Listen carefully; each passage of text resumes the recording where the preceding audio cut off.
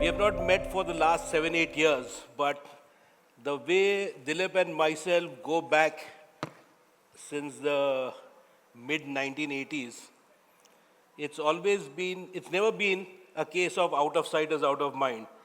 Because whenever we meet, even after gaps of maybe 10 years, we still pick up the threads of the last meeting and it's progress like that. Dilip, this is something new, right? Designers talking across not just automotive but industrial and such a lot of passionate guys, youngsters as well over here. Yeah, I'm actually very impressed with the turnout and the youth here. That's Sudhir for you because Sudhir has been doing this Yes, thing in a yes. very, very good and a measured manner. Right, right. So, my, my experiences have been usually with the Ivy League colleges, IITs and IIMs, which most students are curious to know of how I started, why I started, and the rest. So this is one gathering that is all about designers who are accomplished. So it's interesting. I hope It's great to say, let's see, why did you start the thing which you went into? Before Dilip goes, let me just give you a brief backgrounder about what Dilip has done. He is one of the few Indians who has majored in design from one of the world's foremost automotive design institutes, Art Design Center in Pasadena, ArtCenter Art College. Center in Pasadena, California. A big future awaited him in any one of the big three US auto companies in their design department, but he chose to come to India. One of the very few rare instances of no brain drain, but all brain gain for India in that sort of sense. So to answer your question, I realized, after my graduation at Art Center, I worked very briefly with General Motors. And I realized that I'm just a statistic for the next 25 years till I attain seniority. And till such time, I would be able to design hubcaps and door handles. You found out that it's not so rosy as everyone makes it out to be. Yeah, the land of the free and the great and everything. Yeah, no, At the end of the day, it's still a rat race sort of stuff over there. Yeah, it was. You had 1,500 designers there. And, I was an awkward kid coming from India. India was not an automotive country. And I came from an affluent family, and I realized that I need to go back. I think what the lesson I learned there was that, you can't design what you want to design. You have to design what the bosses tell you to design. And that was discomforting to me, and I wanted to control my own destiny. Also, I realized that at the end of 25, 30, 40 years, when I resigned, nobody would know me because I've worked for them. The better part of my career, I was working for General Motors, which was not comfortable. And therefore, I decided to come back to India and become an entrepreneur. And that's how it started. When you started, you operated from a small space in your father's electronic industry. Yes. Shed some light as to, because I've seen so many entrepreneurs and we have seen the story about Harley Davidson starting in a small garage. Some of the IT greats also doing the same thing. Steve Jobs, and you also, Bill Gates. yeah. So let's lend credence to how you got going. So, I came back from the US. My father was in electronics. I had no interest whatsoever. I didn't know what an ohm is or what a frequency is. And I cajoled him to give me a small space in his factory with I think 3 people. If you had known that then, you would have been all the rage right now with everyone and his grandmother going electrics and whatnot. Yeah. So, I designed something. This was, I think, 1982, where Maruti was yet to come to the country. Fiats and Ambassadors were the cars that you bought, and they were obsolete in the rest of the world. They were 20, 30 years dated. So I designed accessories for them, which because I was a designer, I could do that, and I created contemporary accessories for Fiats and Ambassadors, which were an instant success. So much so that my father told me take over the unit in 1 year's time and convert it to an automotive accessory business. So I was probably making as much money to buy a flat in South Bombay every 2 months. So obviously that, I design. believe once I heard you speak that your people were not able to count the money which used to come in and it was piled in So, sacks so and there were kept over some there. products where the volume was so high that. So Dilip, let me interject here. Was this known to the politicians who piled on to you some years ago that Dilip is awash in cash and whatnot, and they got on to you? No, I think in the last 25, 30 years, I've achieved my fair share of fame because we are so unique and it stands out. The media has reported extensively on us. So, it's all about perception. So they think here's a guy who rich customers and charges crores of rupees, and let's demand from him. How was design at a nascent stage just after the introduction of Maruti in the mid 80s? And how did you find your reason to stand out amongst the first throes of the modernization of the Indian industry? So, mine was not a listed company, and I was not accountable to the shareholders per se. And I realized that I need to do whatever my heart wants to do. So there was no committee, there was nobody that I had to take permission from. I just went through wanting to do what I wanted to drive. Hypothetically, even today when I design something, I say, if this car was in Germany, would I drive? And most times the answer is no. So we go back on the drawing board.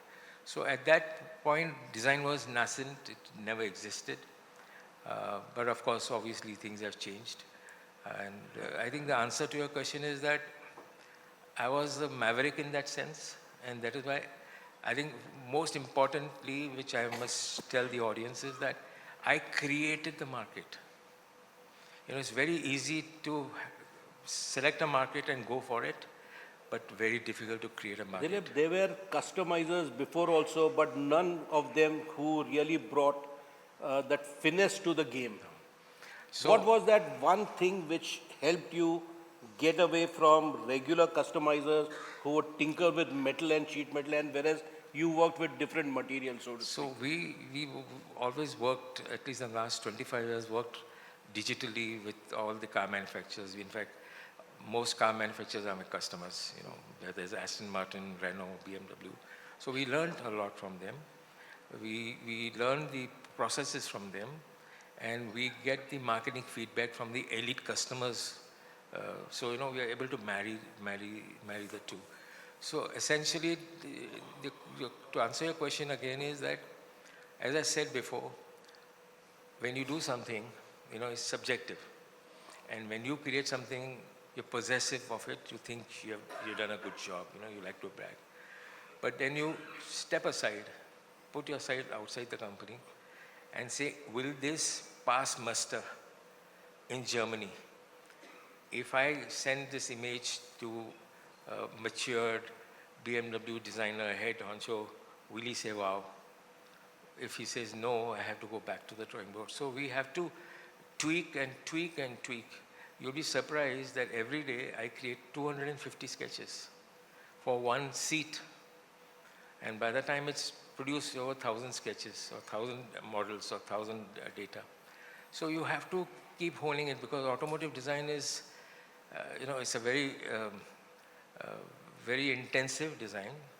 It's a very expensive product. And I've learned from the business practices of manufacturers that if they're going to spend 2,000, 3,000 crores on a car, a lot rests on the designer. The contribution of a designer must be very small, maybe 2 to 3%. But the success or the failure of the car depends on him. If you pick up any car today, anywhere in the world, which has succeeded or failed, it's only because of design. There are lots of designers from the industry here. Yeah. Renault, Bajaj, Tata Motors, all that. I'm sure. I'm sure that they must be really feeling the heat in that sort of sense on two fronts. One is, of course, they design bits and pieces and then the whole gets assembled Yeah. from, Yeah. whereas you design the entire edifice. Yeah, so I think also they may feel the heat or not. I can't say because they don't have the skin in the game. They don't own the company. They don't own the design. They can walk away. Or if it doesn't do well, okay, it's fine. There are several factors in the marketing you will ascribe to it, or it didn't do well because of this, fuel efficiency, blah, blah, blah. But it's my money on the block. So I better do it well, and that's how we have grown, and that's why we built the brand. So you have to be very fastidious, and you have to be true to yourself that you have designed something really great. Dilip, what sort of customers have come to you? I'm sure you must have got a whole gamut from the man on the street who has got some money, he wants to start up his car or bike, and then you may have the very well-heeled who has no clue about design but wants to stand out. And then you have got the politician sort of character who expects that his should be the most exclusive thing.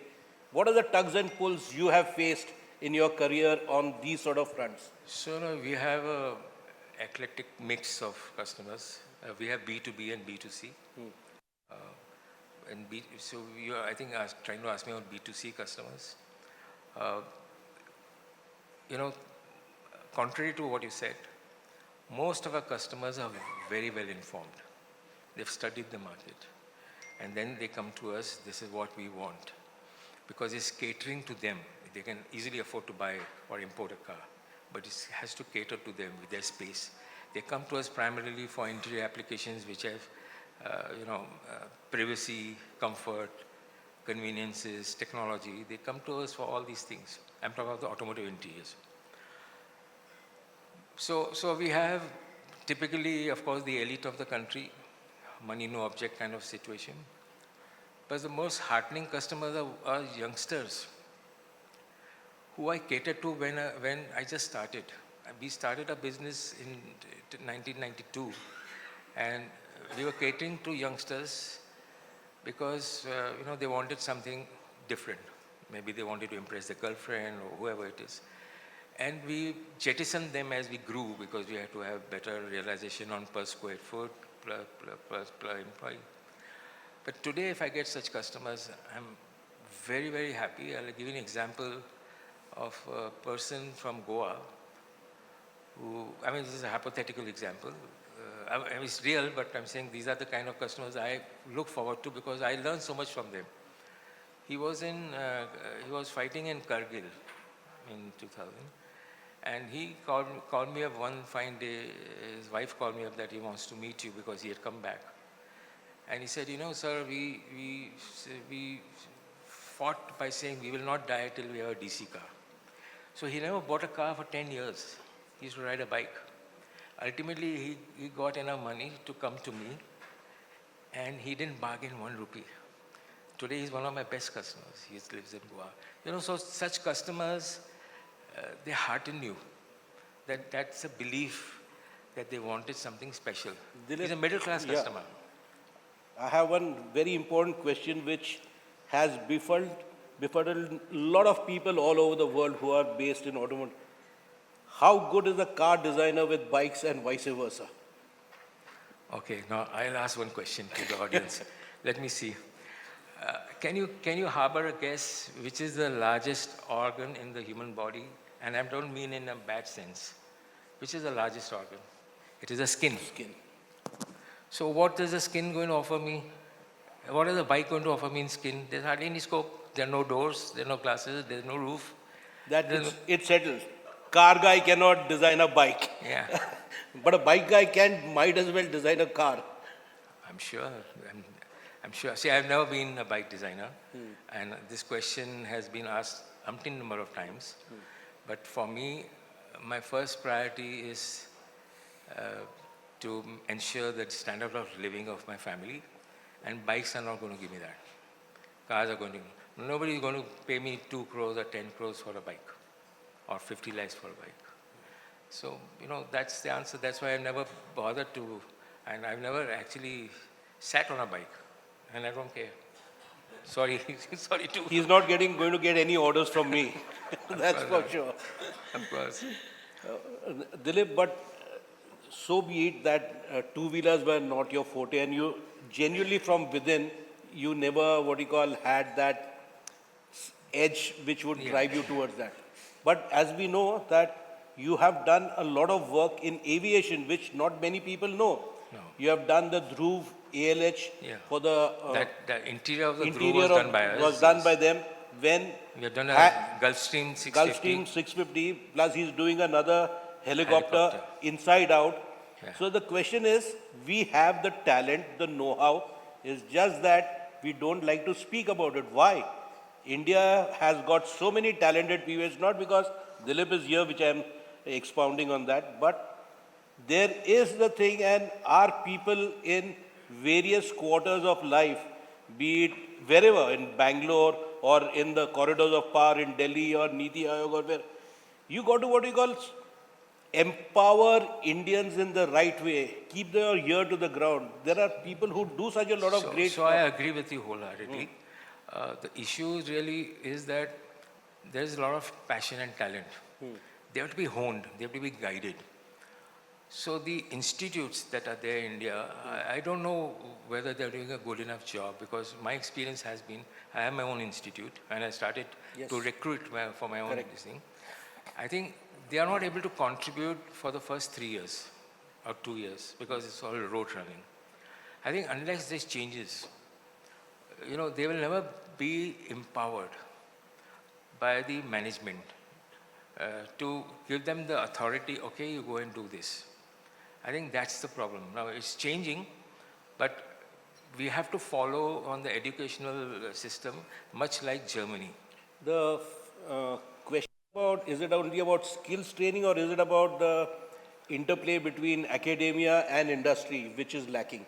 It's first is academia, so there's not enough leadership. The faculties are not global leading in that sense. There is a huge scope. And I don't know, I was reading today, there are 1,500 design institutes in India. I was shocked. I didn't know there's such a big number. Point fingers at Sudhir Sharma again, catalyst for quite a lot of the 1,500, So some numbers. It's good. But I think you need that quality of faculty. Absolutely. You need that, the dedication of them, and they have to be empowered and also economically, given them the benefits. I mean, it's very surprising, not surprising, it's a fact. Look at the automotive design in China. I never expected 10 years back. They were laughable. True. They were amateur, laughable. They went to Italy. They got people from Italy to design. Today is different. The world's best designs come from China. Of course, it's the largest market. But the point is that they worked diligently. They have that discipline, which I think somehow the Indian, institutes or the leadership have to instill. Is it also a question of they were very well funded, whereas we are hesitant, even if we have the funds, we are very hesitant to fund them? So they were funded, obviously. China had $6 trillion of reserves, and we still not even have 10% of that. But I think it's not just about funding, it's about the direction of the powers that be, the leaders, to direct, okay, what is good for the industry. You have to create design attributes which the world desires. I don't think we are there yet. We need to do that. That's the good part, is that there's an opportunity, especially for youngsters at the lower age. So Dilip, considering the present geopolitical situation, don't you think we can take a leaf or two, not everything from the Chinese book, but a leaf or two, and try to make more sense and give much more thrust to our talented youth to make a mark in this field? Of course. We are starting from ground zero as far as electric cars are concerned. Yes. So that itself is a big opportunity. And the electric cars give the designer a lot more freedom than the IC cars. So I think, like you said, I think with this geopolitical situation being what it is, we as Indians should seize the opportunity and represent and present it to the government that this is an activity much like IT. You know, it became a big business. Design can become a big business because design is one aspect that is scalable, that it has to be scalable. You know, True. so it can give the competitive advantage to all industries, be it service, be it manufacturing. So I think we have to, uh, I mean, the government has to appoint some leader as from a Dilip, ministry. it's good you mentioned the government here. I remember some years ago, you had got a great order to customize Rolls Royces, Yes. which came from Yes. the Middle East. Yeah. And they were not one-offs to two-offs, you had about 20, 25 cars. Yes. And the custom says that you first pay the duty and then you customize and then you what you call let it go. So the cars. And this was foreign exchange was what you were going to earn for the So country. exactly, this is what we need to change. I'll give you an example. These cars came from the US, Okay. from a very, very rich this thing in the US, from Los Angeles. And sent me 4 cars, 5 cars, something like that. Till then, we had already imported 42 cars for BMW, for Mercedes-Benz, and for that. So there was a precedent proven that these are not cars for your buying. They are intermediaries like you get fabric or embroidery jobs. You add your value and export it. But this despotic officer at the customs said, no, this is a car. I will not. Can you believe 2008? And as I talk to you, the cars are still rotting in Nhava Sheva. In spite of having 42 precedents. I believe there are some people from government here. Please hear this because these are sore spots in which industry and talented people face in this No, country. but it's all led by an individual custom officer. The first car that I So got for all from the Aston. more reason that they need Yeah. to be tutored as to what is the government's line on it. So I'll tell you, the first car that came in by air was the Aston Martin. Because Bombay Airport, you cannot import cars. It has to come to Nhava Sheva. But it was from Aston Martin. It was the first car. I'm talking about 2002. That officer was so progressive. He said, I'm taking the risk. Take out the car. We had to sign a bond.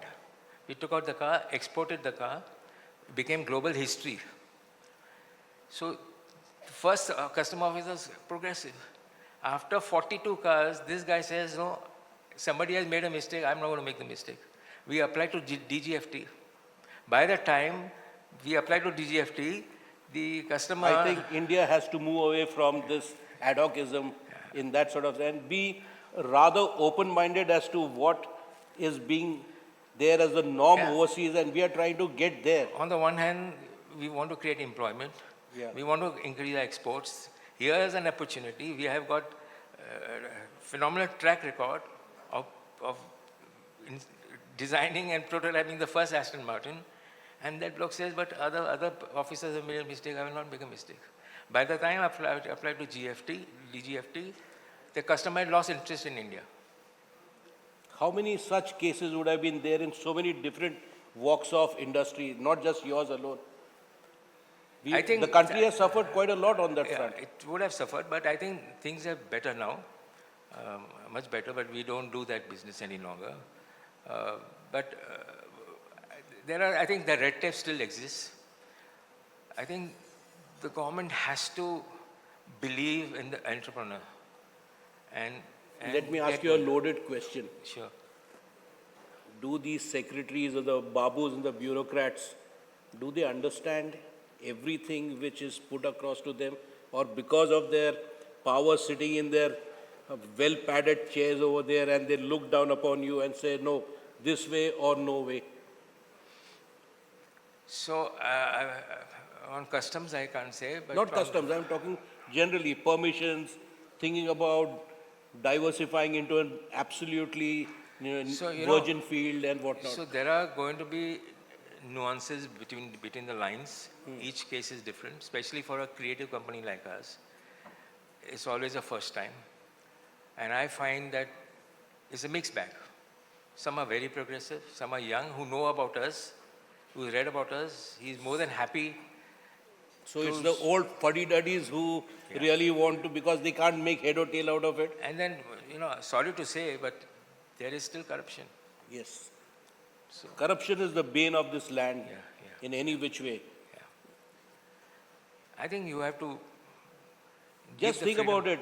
A person like Dilip Chhabria, everyone knows Aston Martin as the car of choice for 007, but he did the entire exercise for that car. He did the Chevrolet Beat.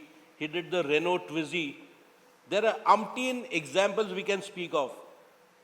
And everything in Asia, apart from Korea and Japan, at the time when he did it, there was no other facility elsewhere. And India did it. And we put the brakes on the mind there.